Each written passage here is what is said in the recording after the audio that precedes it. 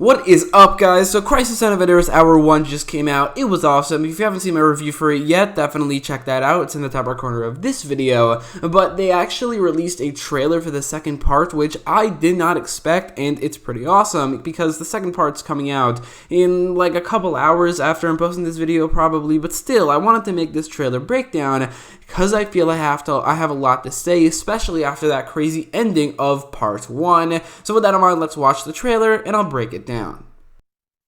Oliver died the way he lived, a hero. Everyone has a part to play. Who wants to meet Batman? Kate. Bruce? Nice glasses. Thanks. Crisis on Infinite Earths, the CW's crossover event, continues tomorrow at 8/7 Central. So the trailer begins right away with Sarah saying that Oliver died the way he lived, as a hero. But the question is Oliver dead? He died in the first part of the crossover when there are not only 4 episodes left, but then there's also 2 episodes left in his show. He's confirmed to not appear in one of them, but he's confirmed to appear in another one, the series finale. So that's 5 more episodes of television where this character, or at least the actor Stephen Amell, will be appearing. And there's no way, not only is there no way he's not going to appear in more episodes in this crossover, it's actually already confirmed that he will. And while it's not confirmed it's the actual Earth 1 Oliver, there's a very big assumption to say that it will be. Look at this photo right here. You see Oliver Queen, John Diggle, Mia Smoke, and John Constantine. This is, I think, from part 3. As in the synopsis for part 3, it says that Oliver and John go to a familiar ground, and it does seem like that familiar ground is Lian Yu. After they return to it in episode 7 of the season, they're returning to it yet again in this episode. Now, I did talk about this a little bit in my review, but I want to go in more in depth in this actual breakdown, and I do think that with John Constantine, I think that is how they're going to reincorporate Oliver Queen into this crossover. It's possible that since Oliver is just an archer, he can't really do much to the Anti-Monitor, and they wanted to make him as instrumental for the defeat of the Anti-Monitor as possible. What they did here, they killed him off in the first part so that when he comes back, seemingly as the Spectre, he will be way more powerful.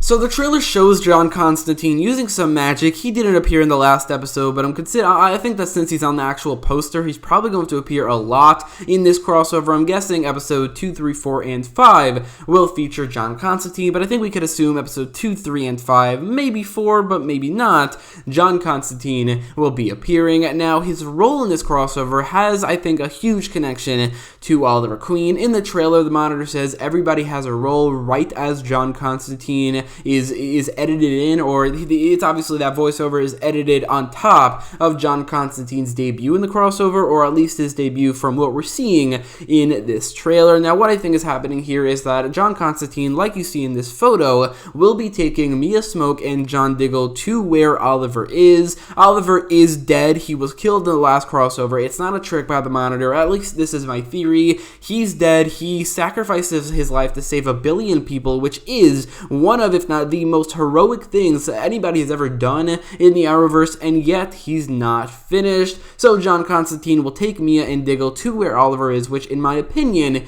is probably purgatory. The reason we keep on seeing Oliver in all these photos, it seems like this is in both part 2 and 3, as we see actual photos of Oliver with Diggle in the background, and this seems like it's Earth 1 Oliver, so this basically confirms that Earth 1 Oliver is not done for just yet, but it's always in a foresty area in these 2 parts, and I think that foresty area is probably the representation of purgatory. This means that, like I mentioned in my review, either purgatory is whatever the person going to purgatory perceives it as, or it's straight up Lian Yu. Lian Yu is the Mandarin translation for purgatory. Like the entirety of the show, it's been a metaphor for purgatory, and also not only that, but it also has like a magical connection. It's like the center for a magical connection. What if the reason for that is because it's actually purgatory? What if when anybody on Earth, any person goes to purgatory after they die, they go to what looks like Lian Yu, and that's where Oliver goes, because Oliver is definitely a good person at this point who would go to heaven, especially since he literally just sacrificed his life to to save 1 billion human beings.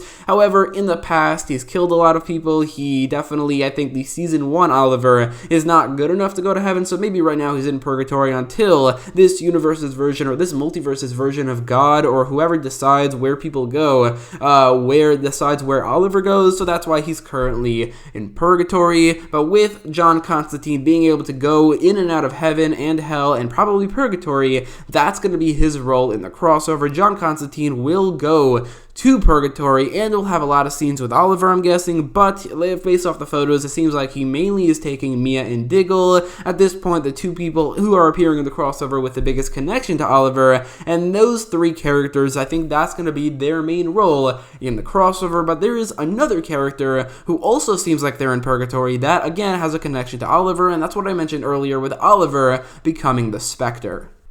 Jim Corrigan is the Spectre in the comics, and he's appearing in this crossover. Jim actually appeared in Constantine, where one character named Zed had a vision of Jim becoming the Spectre in the future. However, he was recast. Still, though, I think there should be some mention of those events of John Constantine's adventures with Jim Corrigan from the Constantine TV show. Regardless, it's pretty clear that at this point, Jim is Spectre and probably has been for a couple years now, but might be passing on his role as the Spectre to Oliver Queen. Now you see this image here of Jim Corrigan where it's pretty clear he's also in purgatory with Oliver, Diggle, Mia, and John Constantine. So there has been a theory going around that Oliver will become the Spectre. There's also people on the inside hinting that that will be happening. So based off all of these images, it seems like that is what's going to be happening. John Constantine, again, I have to say this again, John Constantine will be taking Mia and Diggle to purgatory, will be meeting Oliver, and also Jim Corrigan will be there as well. Oliver will then become the Spectre, I'm guessing in part 4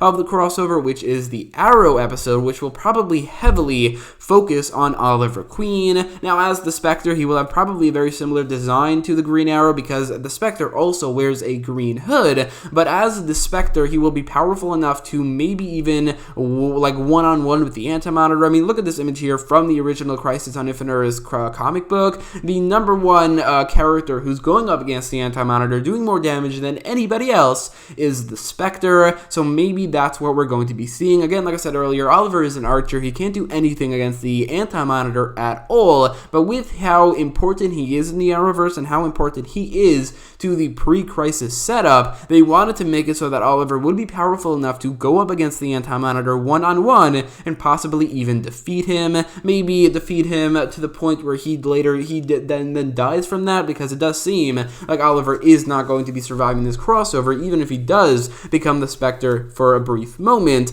But I think that's what they were going for here. Not only the shock value of him dying in the first episode, but also the storyline of him becoming powerful enough to go up against the Anti-Monitor and possibly even defeat him. So I'm guessing that's what they're doing in these next couple parts, and that's part 2, 3, and 4, with part 5, where we probably will see a fight between the Spectre and the Anti-Monitor, which is so exciting, and that sounds, in my opinion, awesome. Okay, so that's the Oliver Queen part of this trailer breakdown, but there are definitely a couple other things to mention. There's the appearance of Lex Luthor, who's going to be in this episode, and probably in a couple more. While you see Lex Luthor, and then also you see John Constantine, that's when the Monitor says everybody has a part to play, and Lex Luthor definitely does as well. Right after that, we also see a shot of Sarah fighting Jonah Hex, which, if you know their background, wouldn't make sense because they're allies. However, it's pretty clear that this is a Jonah Hex from before he met the Legends, probably before he ever met Rip Hunter, and also before he got the disfigurement on his face. I mean, just look at this screenshot from a previous trailer. He doesn't have that disfigurement yet, which has to mean that this is a Jonah Hex from before his current Legends of Tomorrow storylines, or the ones he's had so far, which would explain why he's fighting Sarah here, because he's never met her, and if he had, then this fight wouldn't really make sense unless he's being taken control of or something. A big focus of this episode will be the heroes chosen by the Monitor and the Harbinger hunting down the 7 Paragons, one of which will be the Tom Welling Superman, or at least that seems like that will be the case. Another one will be probably the Brendan Routh Superman. Another one is the Kevin Conroy Batman, both from the Kingdom Come universe. And I think that, it seems like Superman, Lois, and Iris will be hunting down will be recruiting Kingdom Come Superman, with Kate and Kara recruiting the Kingdom Kingdom Come Batman, while John Constantine, Mia, and Diggle try to get Oliver Queen, who's probably another 7th Paragon, with the Monitor in the last episode saying that this is not the future he saw for Oliver, this is not the death he saw for Oliver. He legitimately seems worried because he needs all 7 Paragons to save at least one universe, and I'm pretty sure Oliver is one of them, so that will be a couple heroes recruiting a couple Paragons, another one of which is Iris apparently will be recruiting Ryan Choi, or apparently the last Paragon, whoever that may be. Regardless, that's what we're seeing here. We see Kevin Conroy's Batman, we see the Brandon Routh Superman interacting with the Tyler Hoechlin Superman, which I think really looks cool. So anyway, that is my trailer breakdown for the second part of Crisis on Infinite Earths, which I think I'm going to probably upload this just like 5 hours before the crossover's out. So maybe once part 2 comes out, come back to this video and let me know how right or wrong I was about everything I talked about. But anyway, if you like this video, make sure to leave a like, share, and subscribe. And thanks for watching.